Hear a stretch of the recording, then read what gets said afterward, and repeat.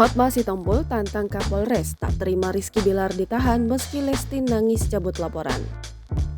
Pengacara Hotma Sitompul emosi lantaran pihak Kapolres Jakarta Selatan dianggap terlalu cepat mengeluarkan surat penahanan bagi Rizky Bilar.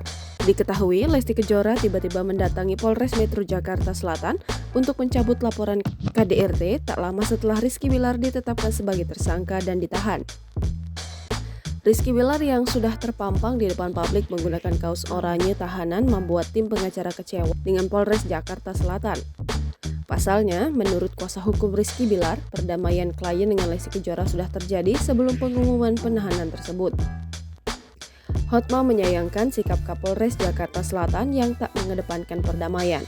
Bahkan Hotma juga menyebut Lesti Kejora menangis-nangis meminta agar suaminya tidak ditahan.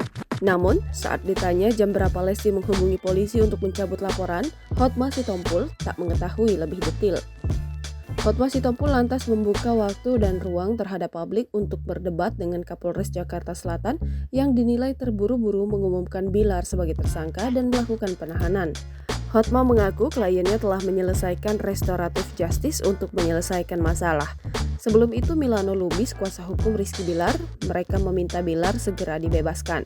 Sementara itu, pihak polisi juga membenarkan kedatangan Lesti Kejora untuk mencabut laporan dugaan KDRT yang dilakukan Rizky Bilar.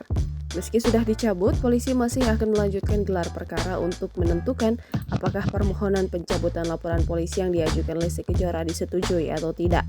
Kabid Humas Polda Metro Jaya, Kombes Endra Zulpan menjelaskan masih ada mekanisme dan prosedur yang harus dilewati. Zulpan sebelumnya juga mempersilahkan pihak Lesti untuk mencabut laporan tersebut.